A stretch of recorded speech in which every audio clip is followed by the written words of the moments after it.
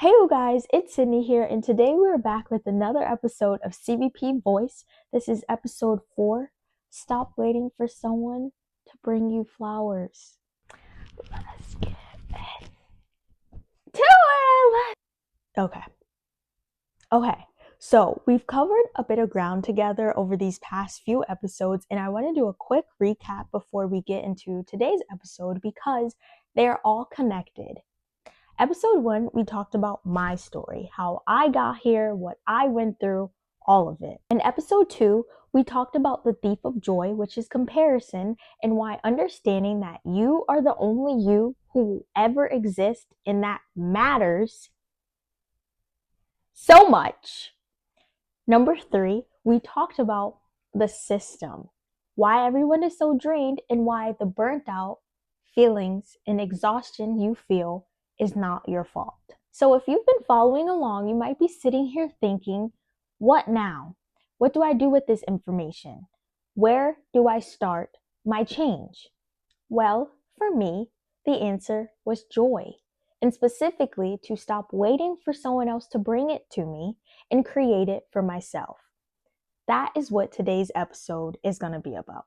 From the day we were born, we're handed labels. We're either someone's daughter or son, and then we grow to be a student, an athlete maybe, a girlfriend, a boyfriend, husband, wife, teacher, firefighter, police officer, whomever. We spend our whole lives collecting these roles.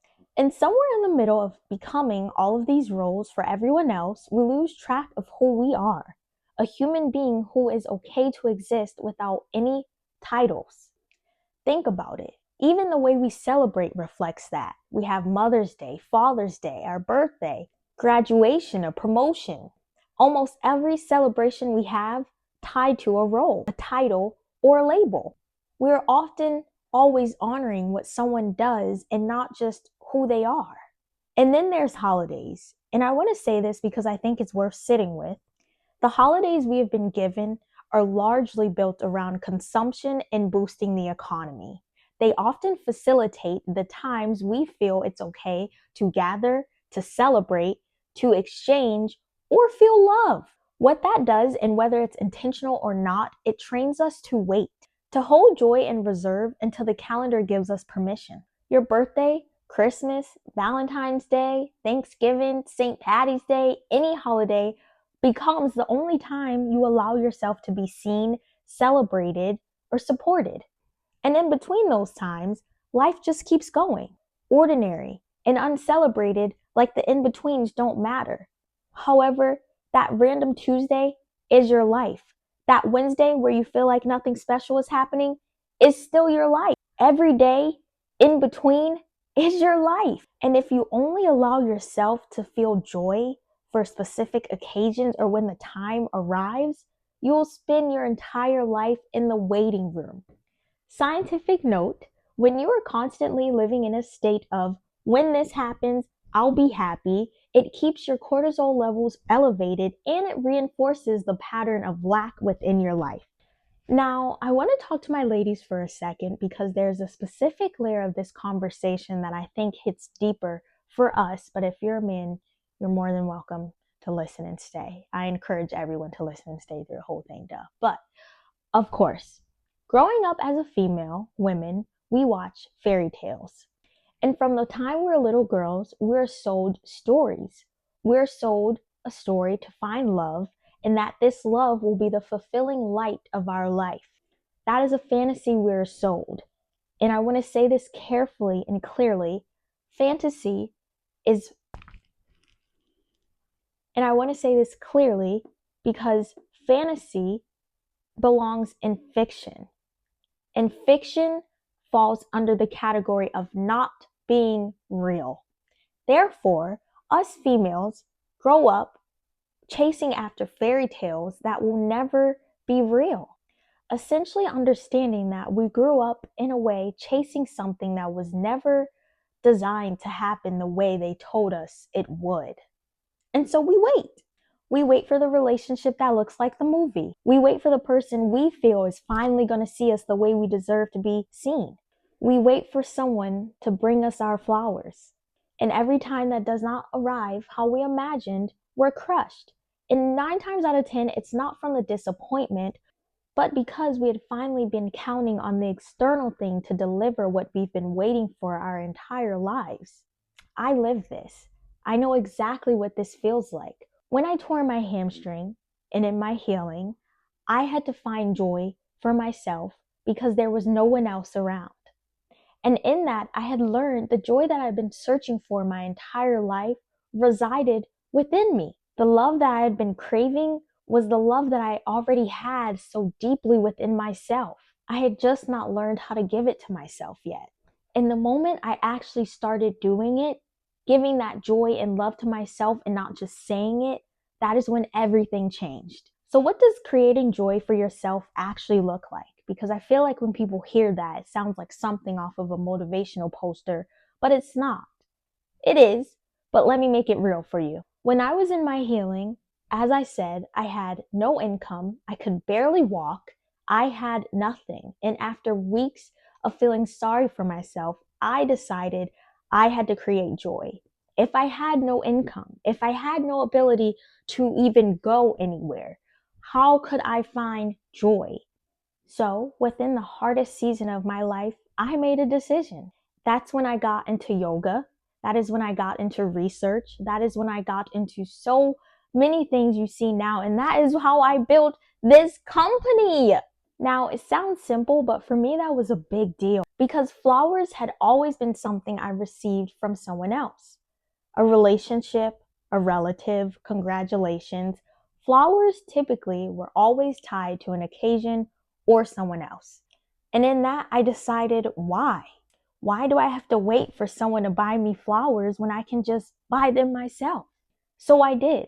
And 2 weeks later, I did again. And 2 weeks later, I did again until that became a ritual. That ritual became the foundation for so many more. That act of self-love said I deserve to be celebrated regardless of the occasion or regardless of the day. I deserve to be celebrated right now just because. I started wearing my outfits that I often had been saving for when I go out on random Tuesdays, Wednesdays, until it turned into me dressing up every single day. I started romanticizing the small things, the way I made my tea, the way my space was set up, the way I moved through my mornings, even down to the way I put on my socks. And I want to say this clearly. Romanticizing your life is not pretending that everything is okay. It is being intentional with choosing to acknowledge the beauty in what is already. It means being your biggest fan and showing unconditional love to yourself and not being your biggest critic, because the world will be your biggest critic. Life will be your biggest critic. It's not fair for you to join in on that bandwagon. You should be the person in your corner who is showing you unconditional self-love. You should be the person in your life who constantly, every single day, says, I see you, I believe in you, I am proud of you, and you are going to make it. You should be celebrating you just because you showed up today, and today is another day. Here's something I want you to sit with. When you spend your life pouring into everyone else's cup first, what do you think that signals to your brain? What do you think that communicates to the deepest parts of you when you are consistently the last person in your life to be taken care of? It says you're not worth prioritizing. And your brain, remember what we talked about in episode 2, confirms everything that you tell it subconsciously and consciously. So someone who is consistently putting themselves last, subconsciously you start to believe on a deeper level, you belong there. And then we wonder why we feel empty. We wonder why we give and still feel depleted. It's because you cannot pour anything from an empty cup. That phrase has been said so many times, but it is so, so true. When you come to your relationships from a place of depletion, you are not giving, you're sacrificing. And sacrifice is not sustainable for anyone. And I want you to look around and think about what you often hear. We often hear humans saying how many sacrifices they made for you or to be here. And again, sacrifices is not sustainable for anyone. That is why you often have people who make decisions or choices or rewards or anything for you, and they're looking at you like, oh, what are you going to do for me? That is because we have people who are filling and pouring from cups that are depleted, waiting, hoping, praying someone will just pour an ounce into theirs. When you fill your cup up first, and I mean genuinely pour, you will learn what overflow is. And overflow is what generosity feels like.